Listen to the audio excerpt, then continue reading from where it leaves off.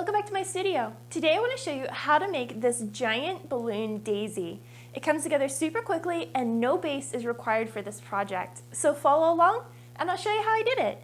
To make the base of this flower, you're going to need 9 11-inch lime green balloons, and I'll be using my electric inflator and balloon sizer box to get all of those sized correctly. I'll have a video linked above if you'd like to learn how to make a sizer box just like this one. So the first 4 balloons I'm going to fully inflate and then press them right up against the 9-inch hole on my sizer box. I'm just going to press the balloon against that circle and let air out of the balloon until it just fits through that 9-inch hole, and that means that balloon is exactly 9 inches around. So I'll repeat that with the other 3 balloons, so I have 4 to 9 inch, and I'll inflate 4 more to 7 inches in the same manner. So inflate it, press it against the circle, let air out until it just fits through that 7-inch hole, and then you've got a 7-inch balloon. For the stem of the balloon, we're going to use a 646 balloon in line, which means this balloon is 6 inches across and 46 inches long, and we're going to inflate that until there's just a little bit on the end uninflated, so you have to be able to pinch the end of that balloon and tie with it, so make sure you give yourself enough room to tie something on later. Once you've got it inflated, just tie a knot in the nozzle and then we'll set that aside, because now we're going to assemble all of our lime balloons together into the bottom of this flower. Taking 2 of those 9-inch balloons, you're going to twist the nozzles together and tie them in a knot, and this is going to create a pair. You're going to make another pair in the same way and twist the 2 of those together to make a quad, and this will be the base of our flower. Now you're going to do the same thing with your 7-inch balloons by making 2 pairs and then twisting them together just like this into another quad. Before we bring the 2 quads together though, remember that lone lime green balloon I mentioned but didn't inflate? Well, we turned that into a water balloon and we're going to tie that to the very center of our 9-inch quad, and that's going to weight down this entire arrangement so it doesn't accidentally fall over. Then it's time to add our 7-inch quad. So I'm going to take one nozzle from a 7-inch balloon and a nozzle from a 9-inch balloon and then tie those 2 together really snugly. This is going to secure the 2 quads together for our next layer.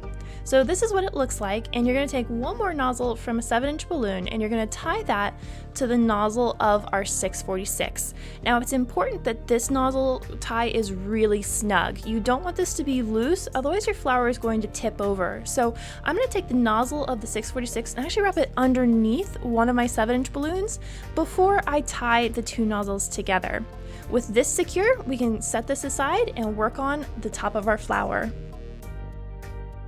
There are a lot of balloon daisy tutorials out there that show you how to use a quick link balloon as the center point of the daisy flower, but today I want to show you how to use a regular 11-inch balloon for the center of your daisy. The steps are very similar, but the way we assemble it is different. So I've got my 11-inch balloon that I fully inflated. I'm just going to let air out of that 11-inch until it's nice and round. So once it looks pretty spherical, go ahead and just tie a knot in that, and then we're going to set this aside for the time being and start working on inflating the petals.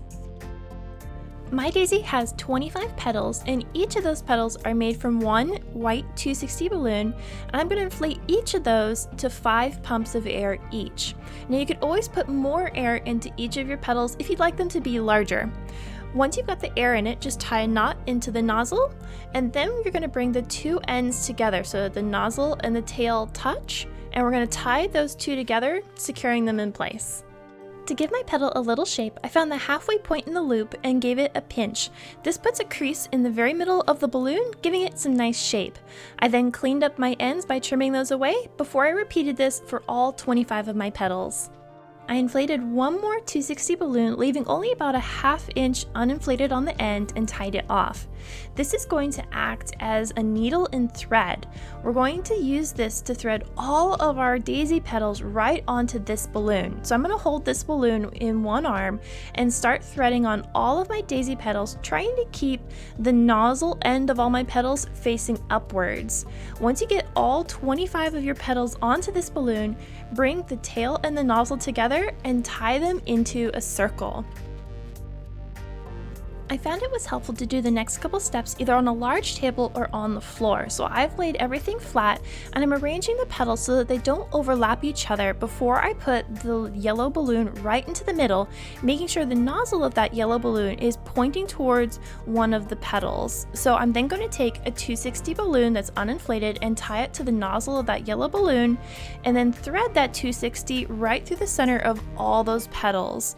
You can see that the petals don't quite touch the yellow balloon, and that's what we need this 260 for. I'm pulling it nice and snug as I thread it through all those petals before I tie it to the nozzle of that yellow balloon, and that's going to bring the petals nice and tight around our center yellow balloon. Now this should keep everything really snug, but if for some reason the petals don't quite stay where you want them, you can always add a couple of glue dashes in 2 to 4 spots, making sure you get a nice connection between the petals and the yellow center. Now we can bring together our stem and flower. So right where we left a little bit of extra on the top of our 646, we're going to take the nozzle from the yellow balloon and wrap it really snugly around that little bit on the top of our green balloon. Now you want to make sure this is a really nice snug connection so your flower doesn't just tip over. So once you got the 2 of those tied together, you're then going to arrange the petals of the daisy so that they sit on either side of that green 646, and that will also help lend a little bit of support to your flower. I hope you're inspired by today's project and give this a try. If you enjoyed the video, hit that like button and subscribe below, and don't forget to turn on that notification bell so you don't miss any future projects. If you'd like to up your party game, consider joining our Patreon group where I give behind-the-scenes glimpses of the projects I do in my studio, plus even more event planning tips and tricks. So until the next time, you can check out some of my other videos over here. And remember, stay creative everybody. Bye!